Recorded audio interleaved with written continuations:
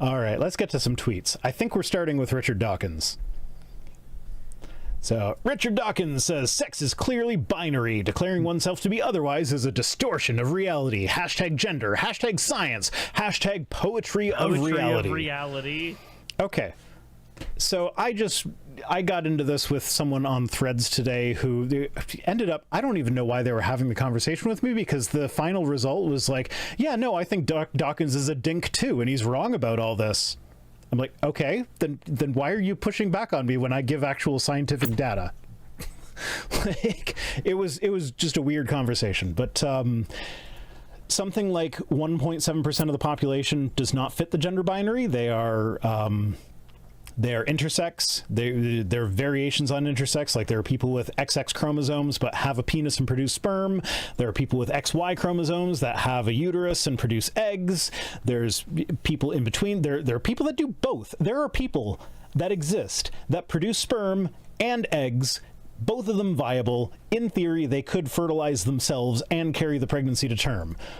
There's all these different variations, which says that sex is not because what a binary is when something is either one thing or another. There are two options. That's it. That's what the word binary means. In computers, it's a 1 or a 0. If you look at the people that say vinyl records sound better than digital music, it's because in digital it's all ones and zeros. It's either on or off. There's not the, like, whereas in a vinyl record you have the slope leading up to, like, it's an analog signal, so it's not just a strict binary, because binary is just one or the other, nothing in between. The fact that intersex people exist means that definitionally sex is not binary. It is bimodal. Humans are sexually dimorphic. The men are different from the women. But we don't all fit the dimorphism perfectly. There are things in between, which means it is a bimodal distribution. So Dawkins is just factually wrong. But he made the book The Selfish Gene. He coined the term meme. And then he got mad that people made meme mean not what it meant originally, which is exactly what he meant when he originally coined the term meme, which is hilarious to me. Memes did what he said they were going to do, and then he was upset about that information. Yeah. There are as many intersex as redheads. Is that true? Is that the proportion of redheads in the population? Let me double check that real quick. I'm doing that too. Oh, God. Google autofilled that for me, redheaded and left-handed. Yeah, 1 to 2% of the general population have red hair. Up to 1.7% of the population has an intersex trait. And 0.5% of people have clinically identifiable sexual or reproductive variations. Fennec says each category is a bell curve and the bell curves overlap. Yeah. Because also, if you think about it, like, if you think about sexual dimorphism, it's like the women have boobs, the men have not boobs. Except there are women with really small boobs. There are men with really big boobs. Like you. That's just because I need to eat less. I was talking about your avatars. I was talking about your avatars. That was not a fat joke. If it was a fat joke, I would have aimed it at myself, because I'm probably an A cup. I don't know. They're not huge, but they're definitely there. They're not big enough. I need you to take more of the M&Ms. Grow them. What sort of kink have we hit on now? We're somewhere between somewhere between Foodnari and inflation. We're somewhere there. Uwu Senpai says, I have a uterus and am assigned male at birth. Yeah, that happens. It happens. There's a whole story of a guy who I'm gonna get some of the details wrong, but like, he has a penis, fully functional. He has kids. He has a wife and kids and a family, but he didn't find out till he was like in his 40s that he has a uterus, a fully functioning uterus, produces eggs, had a monthly period. He thought it was just normal that guys bled out their dicks sometimes, and it wasn't until he was in his 40s that he was like, maybe I should get that checked out. And that's when they discovered that he had a fully functioning uterus and he had kids. So it's like, is that a guy or a girl? He's got a uterus. He produces eggs, produces sperm, has kids. Or is it something in between? Is it that gender is not, or sex is not a binary? Because this isn't even getting into gender. This isn't even getting into gender. This is just sex. So, like, when you add gender into the mix, which arguably gender could be part of biological sex because your brain is part of your biology. Like, that's if you go to research.vicerano.com, you'll find my whole list of scientific papers that have to do with various trans issues or whatever. The very first thing on there is a comprehensive article by Dr. Stephen Novella, a neuroscientist and neurologist, clinical neurologist, and host of Skeptic's Guide to the Universe, who he wrote a whole article, very well-sourced article about how, about how sex is not binary, about how it is bimodal. And as part of that, he actually argues that, like, gender identity, there is evidence that your gender identity actually forms in utero as you're developing in the womb.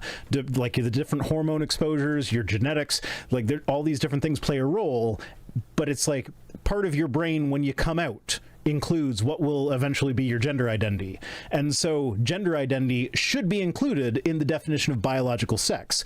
So in that case, like, yeah, like, if you include gender identity as part of sex, then it's definitely not binary. And he could have just shut his fucking mouth and gone down in history as a great science communicator. And, like, there were hints in his books that he was kind of bigoted in this sort of way. Like thinking back just on certain passages, like, there were hints. The signs were there, but if he'd have just shut his mouth and not kept on going on stuff like this, he would have gone down in history as one of the great science communicators, like, alongside people like Carl Sagan. But no, he just had to keep talking. You know, there was a time where Dawkins said, or was it, no, it was Bill Nye. Bill Nye said science is always political. And people got mad at him for that. But as we keep on seeing, yeah, that is exactly the fucking case. Okay, ooh, Senpai is still in the chat saying that's how I found out. How's how you found out? I haven't been reading all the chat messages. Like, is this like you were having periods out your penis? Sorry if that's too personal. Don't feel the need to answer that.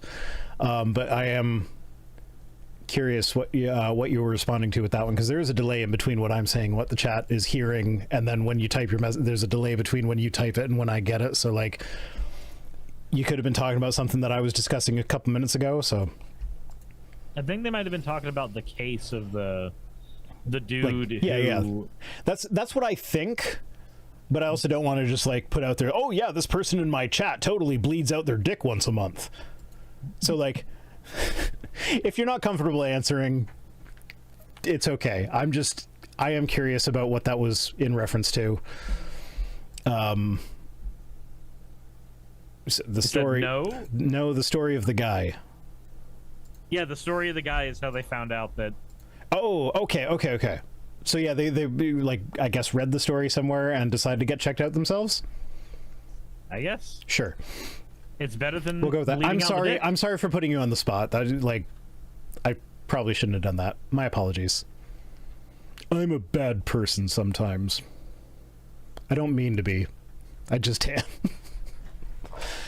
Anyway, next up we got Joseph Spurgeon, who says, guys, I meant to get this in last week. Says, guys who like warrior women are gay. This is like, fellas, is it gay to like women? Is it gay to like girls, guys? Is it gay to like girls? I mean, if you're a girl, it's gay to like girls, I would think. It can be sometimes. See, now, okay, but here's the thing, because, like, people like this are always anti-LGBTQ. Mm-hmm. But, like, the implication here would be that if you're a girl who is sexually attracted to warrior women, that would make you straight. We're not going to do this if one thing is true, then if one thing is untrue, then the inverse is true. If you're a gay guy who is attracted to femboys, does that make you straight?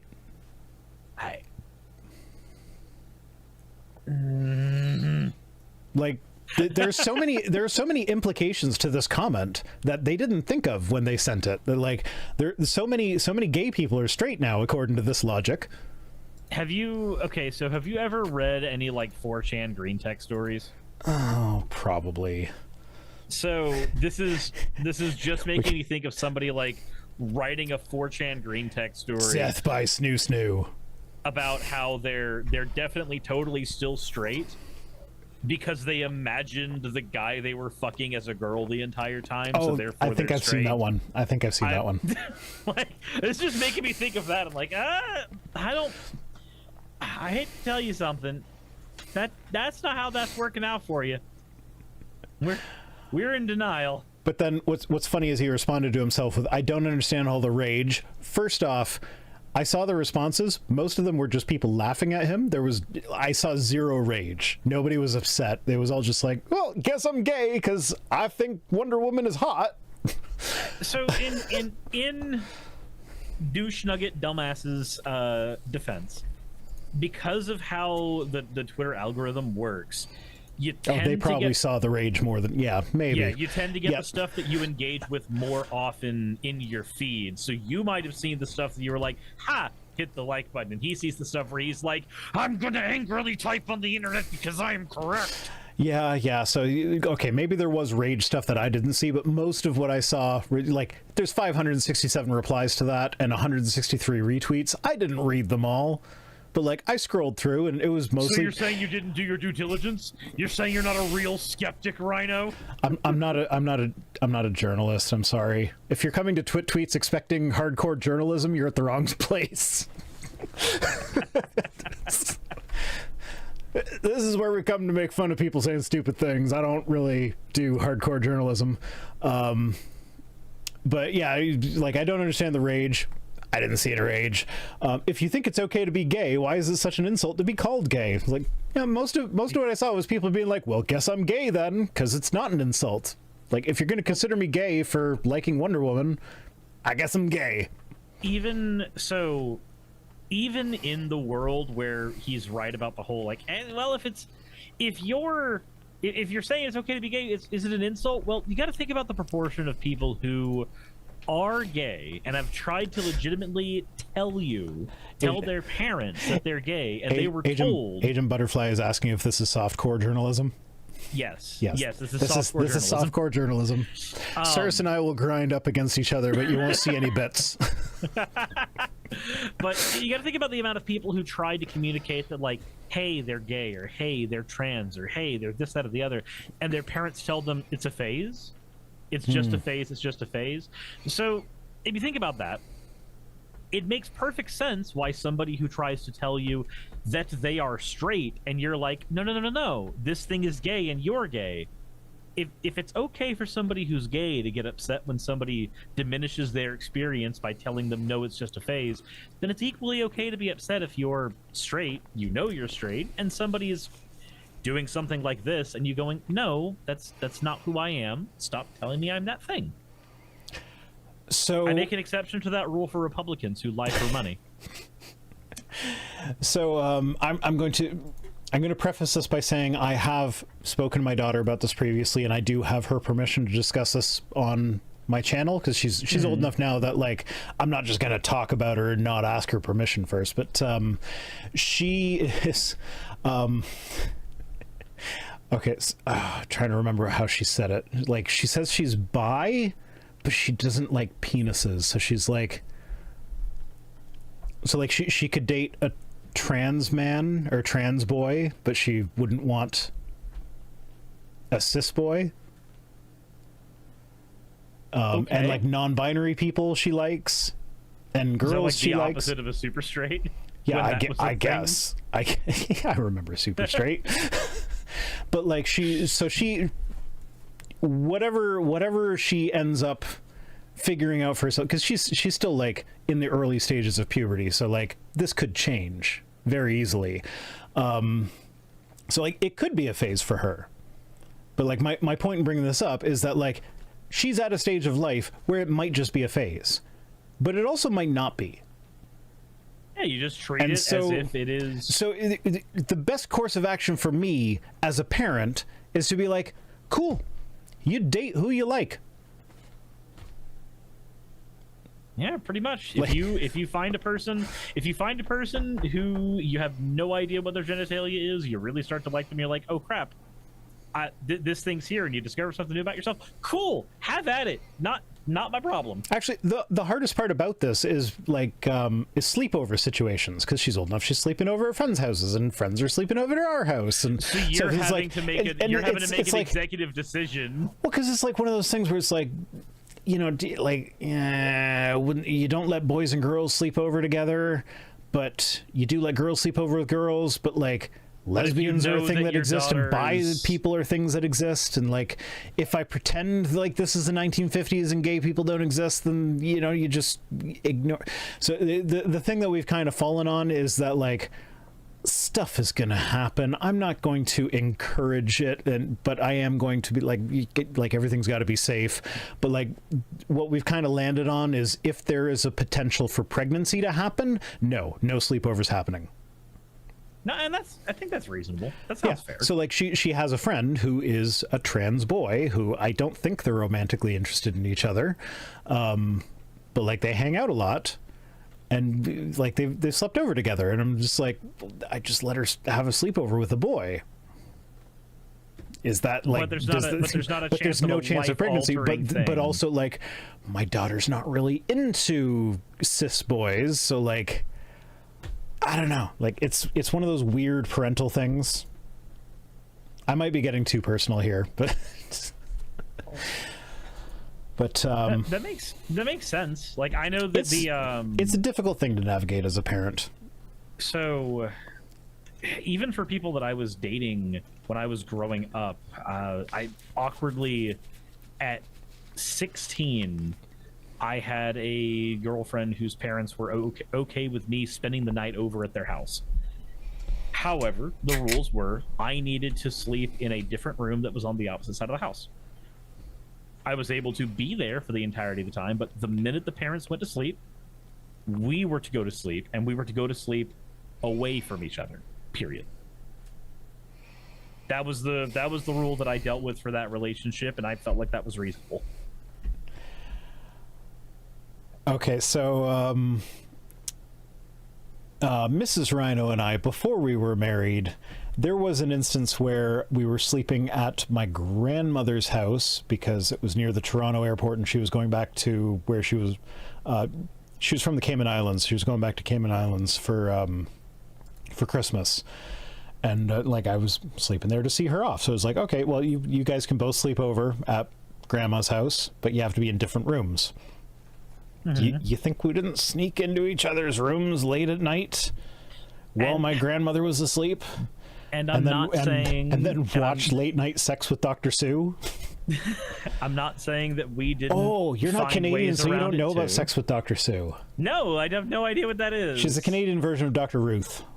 It was like a call-in show where she'd give sex advice. I don't know who Dr. Ruth is. You don't know Dr. Ruth? Okay, that's an American thing. Yeah, but it's a little old lady who's like the sweetest little old lady who'll be like, well, if you're going to stick your fingers inside her vagina and stimulate the G-spot, you want to make sure your furniture is covered with plastic sheets first to make the cleanup easier. And it's like this cute little old lady just like being so sexually explicit. And it's this weird, it's weird, but like it was fun to watch. Huh. I mean, sure, there's definitely some good advice there. Fennec says, I promise you're overthinking it. I know I'm overthinking it. I overthink everything. That's just who I am. That's okay. I know. We still love you. No, that is something I need to... it is something I need to work on for myself, is not overthinking things so much. I can understand that. It's so I have a friend who had a similar problem, and I'm not gonna say you should adopt his solution, but his solution was funny. He carries around a dice with him at all times now. So whenever he starts overthinking something or he can't come to a decision, he just pulls it out of his pocket and adheres to whatever the dice does. And it's like, well, yeah, you know, probably you not at going least, with that. it's like, you at least make the decisions more quickly now. Okay, Lord of Ezkalak says, wasn't Dr. Ruth on an episode of Quantum Leap once? Yes, absolutely yes. I thought of that while I was talking about it, but I thought that was such an obscure reference that, like, Suris wouldn't get it if he hasn't heard of Dr. Ruth. Like, have you watched Quantum Leap? Have you watched Quantum Leap? No, I haven't. That's a good fucking show. You should watch Quantum Leap. Scott Bakula is not an amazing actor, but he did a good job in Quantum Leap. Well, I am working on a laundry list of shows Dr. right Ruth now. was on Sesame Street. Okay, I gotta look that up. Everybody was on Sesame Street. Yo-Yo Ma was on Sesame Street. But Yo-Yo Ma was a cellist, not a sex educator.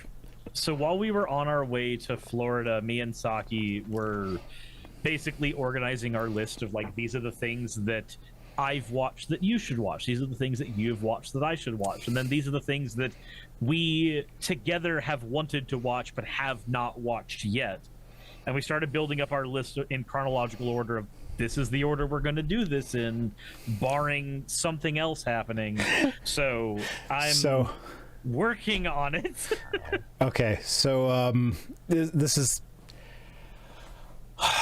one of the ways that this is a weird part of my relationship, my current relationship, is one of the ways I wooed her into, like, accepting me as a long-term permanent partner sort of thing was with my spreadsheet skills. So, like, one of the first things I did was, like, we were talking about different shows we wanted to watch, and we were like, well, how do we decide what order to watch them in? It's like, okay, let's put together a list of all the shows that we want to watch. We'll put it in a spreadsheet, and then, like, each of us can, like, rank the other one's shows and our own in order of, like give it a number from 1 to 10 of how much you really want to watch that with me.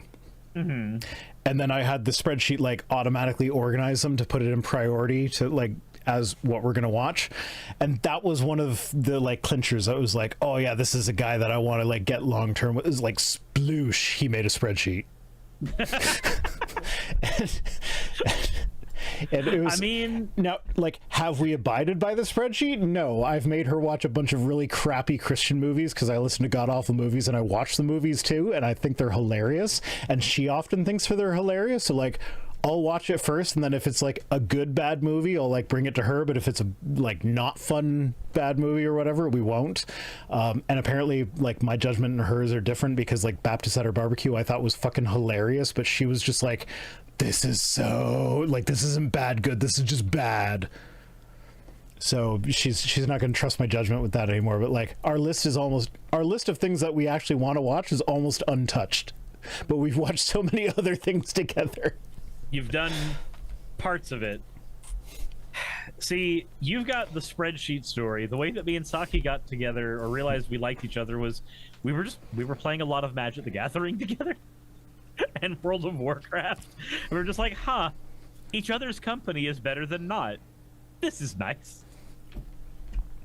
Jester Lord of Fools says, I heard of Quantum Leap and I do like Bakula. I think, okay, so I said he's not a great actor. I think he was a great actor in Quantum Leap. So, like, there are times when, like, he's playing a woman and he does a really good job of, like a pregnant woman. He leaps into a pregnant woman once, and, like, he does a really good job of, like, acting pregnant and, like, appearing to experience the things that a pregnant woman experiences. He does a great job with that, at least according to all the people who have been pregnant that I'm aware of that have seen that episode. He did a really good job because, like, I've never been pregnant, I don't know. But, like, I'm thinking to his time on Star Trek where he was not great. Like, he's not a captain of the Enterprise. I'm sorry. He was not good in Star Trek. Oh, and we got Blade Runner saying, I preferred Bakula as Jonathan Archer. No, he was not good in that show. He was so wooden. Like, but that's the weird thing is, like, he was so good at Quantum Leap. And that's one of those things where it's like, it's kind of baffling to me because, like, you know, for some actors you can say, like, yeah, they fit this part really well. They always play the same character in everything they're in, and they do it really well. So, like, they're not a great actor, but they do this one character really well.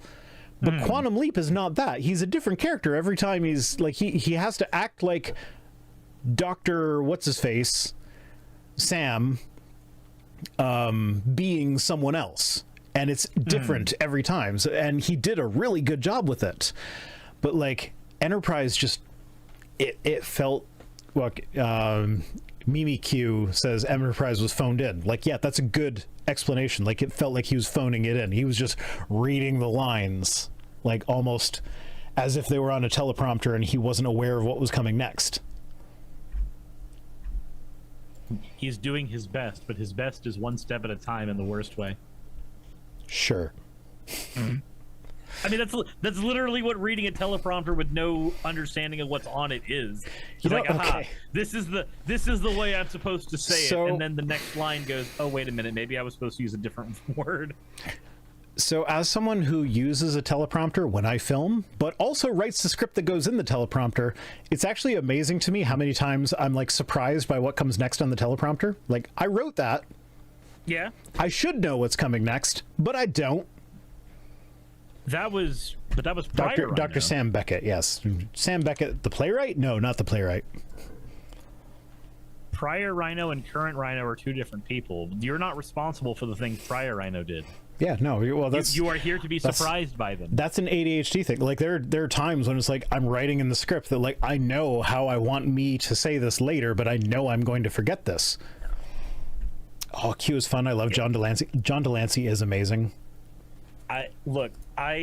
So a friend sat me down to have me watch My Little Pony before I watched Star Trek Next Generation.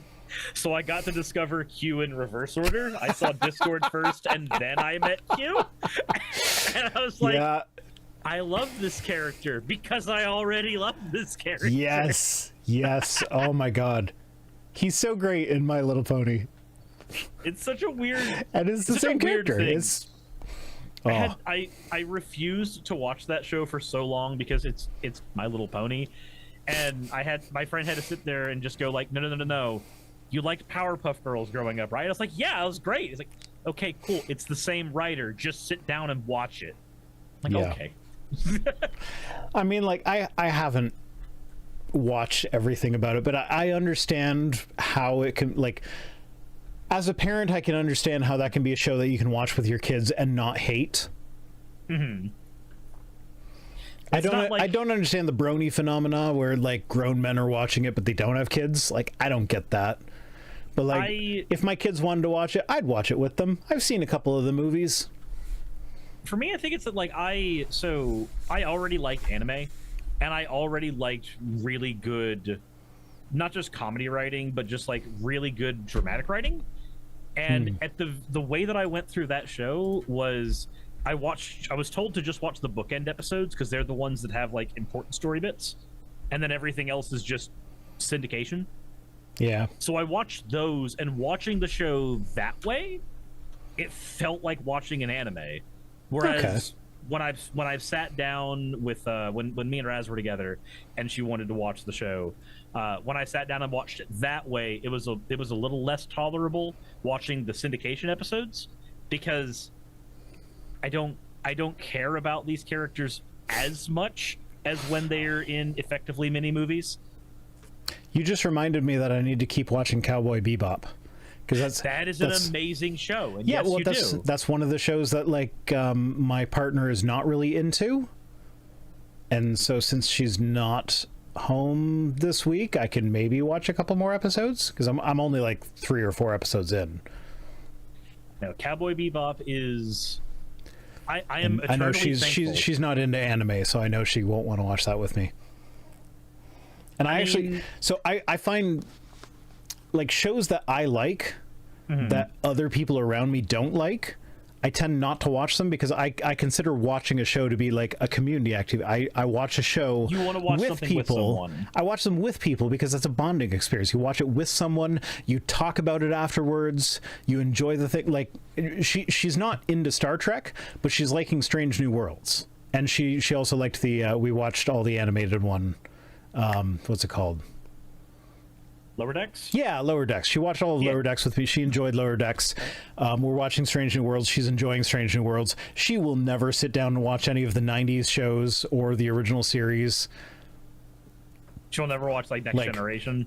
Yeah, no. She would not be in Next Generation. It's just not going to do it for her. And I know enough about her tastes to not even try that with her. That's understandable. There might be a couple episodes that's like, well, if you really want to get this joke that's coming up in Lower Decks, you can watch this one, sort of thing. But like, and there are a couple like really good episodes that maybe like we'll watch them because like I will reference them in everyday conversation. Then I have to explain myself because she's never seen it. I'm so a thing that me and Saki have been doing that I like is listening to audiobooks together. We've since I was reading the Dresden Files as we were doing our run up to the convention, and she started asking questions about the series as we were going, and now she's at the point where like if we're in the car and we have more than a 20-minute drive, she's just like, hey, could you turn on Audible? Can we listen to Dresden? Inside Spin says the first couple seasons of TNG are unwatchable. I wouldn't say unwatchable, they're campy, but they are terrible. Camp. They are terrible. They are very campy, but if you like camp, Depressed Data is just hard to watch. Okay, but Rhino, Data is fully functional. Yes. I would not say they're unwatchable. Blade Runner saying best Trek is Deep Space Nine. I couldn't get into Deep Space Nine. This is one of those things where it's like I've tried. I have tried because I love Star Trek, but I just can't get interested in it. And like people keep telling me like, oh, you got to watch till like season 4 and then it gets really good. And it's like, I'm not going to sit down and watch through 3 seasons of shit that I'm not enjoying to get to the couple seasons that I might enjoy later. This is the reason why I don't suggest people watch Steven Universe a lot. I love that show to death. The first 50 episodes of it are hot horsecock garbage. And anybody who argues otherwise is lying to you. After that show becomes an amazing space opera with horror elements and all kinds of stuff. But when that show is trying to be just a kid's cartoon, it is fucking awful. Okay, so you have to get to the store, and we're supposed to be talking about guys who like women are gay. We've been on this tweet for so long now. And I know you got stores that are closing, so we got to get going. Kevin Sorbo, strangely based. He says congressmen should be paid the median salary of the district they represent, and they shouldn't be allowed to invest in stocks. Okay, Kevin Sorbo said a good thing. It's so weird when I agree with him, but occasionally he says something that I agree with. He also says that there should be upper age limits on elected representatives. Absolutely agree. Great. K-Sorbs and I are on the same page. You don't want dial-up Mitch McConnell. No, I don't want fucking, what's her face? I forget her name. The one that's like Dianne Feinstein. Feinstein? Whatever her name. Yeah. Who like doesn't remember what session of Congress she's in. He's like, yeah, I voted on that yesterday. That was put up for a vote 6 months ago. No, it was yesterday. I'm like, you probably shouldn't be in Congress. Please retire. Your paychecks are guaranteed. Just take them. Yeah. Yeah. Nope, congressmen should be paid the median salary of the district they represent. Okay, I agree. Cut Congress salary. Being an elected representative should not be something that you do to get rich. It should be something that is actually a hardship, so that people that actually want to make a positive difference in the lives of the people they represent are the ones who are running. Is if you make it lucrative, if you make it attractive, then corrupt people are going to go for it. If you make it unattractive, if you make it something that you do because you feel the burning need to do something for the people that live where you live, and that's the only reason you would ever even want to seek elected office, then you're going to get a better government. You're going to get people that are actually representing their constituents. I mean, unironically, use a governmental system sort of like what was in Divergent, where like if you want to go into government, you end up in the most plain Jane, boring ass housing and everything. But, sure, absolutely. But at least we know you're not corrupt. Yeah, 100%. You should not go to Congress to get rich. but so many of them do. And this is Democrats and Republicans. This is a bipartisan issue. Across the board thing. Yeah, so rare based case orbs. It's always so weird to me when I agree with him. However, the next one is case orb saying, if 2020 was a landslide like people claim it was, why are they so afraid of him running again in 2024? Because the Electoral College is a fucking broken system. If I rolled a d20 and I scored a natural 20 on my death save, does it mean that I want to roll it again just to see what happens? Nope. No! I would like the healer on my team to give me 1 HP. Yeah. Yeah, I would rather... I actually want them to give me 1 HP because then I'm not... Then I'm not at 0, and now I'm not having to do death saving throws. Mm-hmm. That's why it's my paladin. That's why I said that. That's why I said that. I play D&D, Suris. I know what I'm talking about. Do you have a paladin in your party that keeps a few points and lay on hands just to smack you in the ass? I was the paladin in my party, Suris. So was I. All right, paladins unite.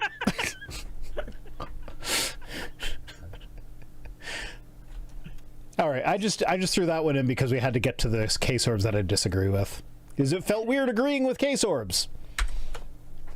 Marsha Blackburn says, Biden wants to ban your light bulbs. Why is the radical left so intent on making your life less convenient? No, we want to make it cheaper. LED light bulbs are cheaper for you. They're better for you. I mean, some people are sensitive to them, so yes, they should be able to still buy incandescents, but LED bulbs are so much fucking cheaper. Well, also, LED bulbs can have their brightness diminished automatically to be closer to incandescents. You can just dim them. No. The problem is some people are actually sensitive to the flickering. So so the dimming actually increases decreases how often they're flickering, which makes it more noticeable, which can cause some people to have headaches. So that is a legitimate problem, but it is an extreme minority of the population. You should still have access to incandescent bulbs. However, anyone who does not suffer from that, my whole house has been LED since like 2010. I've been buying LED bulbs since they were like $25 a bulb. And I still have some of the first ones that I bought. Because they last fucking forever. This is like somebody getting upset that they can't just get asbestos for their house anymore. Yeah. Why are you making my life inconvenient? I need asbestos in my building materials. No, you don't. Loki the Trickster says, oh yeah, I hate LED flickering. It hurts. Absolutely. Now, there are certain LED bulbs, like if you give them a bit of a green tint, that apparently reduces the flickering to a point where it makes it more tolerable to people that are sensitive to that. But there are people that LED bulbs gives them headaches, and absolutely they should still have options for lighting their house that doesn't cause them pain. Well, Biden's not banning candles. God. Sorry. But I mean, the first thing that popped to my mind. I haven't looked into this, but I would be willing to bet that Biden is not banning incandescent bulbs or CFLs. CFLs are probably fine for that as well. And CFLs are still way better than incandescent. Tim Poole says, you are in a civil war, when NBC News has reported on Trump's indictment. So, calling for violence. Does he know what a civil war is? John73 John says, why can't I buy miracle tonics with arsenic and mercury anymore? It's like, yeah. Because we know those things are poisons. Why can't I buy poison anymore? I need it. I won't be able to get off without it. Hobo Homunculus says LEDs with a solid white shell limit the flicker pain. I actually buy the LEDs with the frosted white glass anyway, because this is not the case anymore. But when LED bulbs first came out, it was the case that the white ones in particular, if you look directly at the actual diodes themselves, it could cause eye damage. And they were selling bulbs with non-frosted glass where you could look directly at the white LEDs, and it's like, I don't want to look at that and damage my eyes, so I would always buy the frosted ones. But yeah, I guess get white LEDs with a frosted thing, which minimizes the flicker, according to Hobo Homunculus. I don't know. Anyway, Tim Pool calling for violence, basically. Donald Trump. It's been a while since we've seen him on tweets. So I actually went to Truth Social today. He says, I hear that deranged Jack Smith, in order to interfere with the presidential election of 2024, will be putting out yet another fake indictment of your favorite president, me, at 5 p.m. Why didn't they do this 2.5 years ago? Why did they wait so long? To gather evidence. Because they wanted to put it right in the middle of my campaign. Prosecutorial misconduct. It's like, no, they want to get the prosecution done and over with before the election, so that you can't stop the investigation and the prosecution when you're, like, if you become president again. Heaven forbid. Oh my God. Could you imagine another term with that asshole? I mean, I can imagine getting myself banned off of YouTube because of some of the things I'll probably say. Yeah. But that's neither here nor there. Donald Trump again. Thank you to everyone. I've never had so much support on anything before. Actually, if you follow the numbers, his campaign has been taking in less and less donation with every indictment. So, like, the third indictment got the least amount of donations. So he got more in I thought he was a successful billionaire. Why does he need so many donations? Actually, that's something I've wondered myself, is like, does this guy who looks down on these people, like, I listened to the Cognitive Dissonance podcast, and they were talking about, I think it was Tom on there, it might have been Cecil, but I'm pretty sure it was Tom, says his dad met Donald Trump, like, years, like, back in the 1980s, before he was a political figure, and back when he was a real estate mogul, and he was the kind of guy that would walk into a bank and would refuse to even acknowledge the existence of anyone who wasn't in a managerial role. So if there was, like, someone that had a legitimate question that they needed answered from Trump, they would have to, like, write down the question and hand it to the manager so that they could go to Trump and ask the question, because he wouldn't even acknowledge their existence if they asked him. Wow, what a piece of shit. Yeah, because he's a piece of shit. So, like, he's the kind of person that looks down on everyday working Americans. He hates them. So, like, I often wonder, like, does it bother him that his income right now relies on begging the people that he despises for money to support him? Like, probably not, because he looks at it as grifting them. I'm ripping these people off. Look at those idiots. Like, that's probably how he looks at it. But, like, it's got to bug him a little bit that, like, he wouldn't have an income if it weren't for these people that he is begging for money that he despises. Cognitive dissonance is a hell of a drug, Rhino. You know that. It's also a good show. But okay, I don't need to finish that one. It's Trump typing in all caps. We all know how that goes. And we're done. So we did it. We made it through. You can get to the store before they close. So maybe. Probably. I don't know. Your small town Georgia, the store might be 45 minutes away. Some of them are. All right. Thanks for joining me. Even though you're tired, I appreciate it. It's been fun. Go heal your party. Have a good night. As always, fuck off.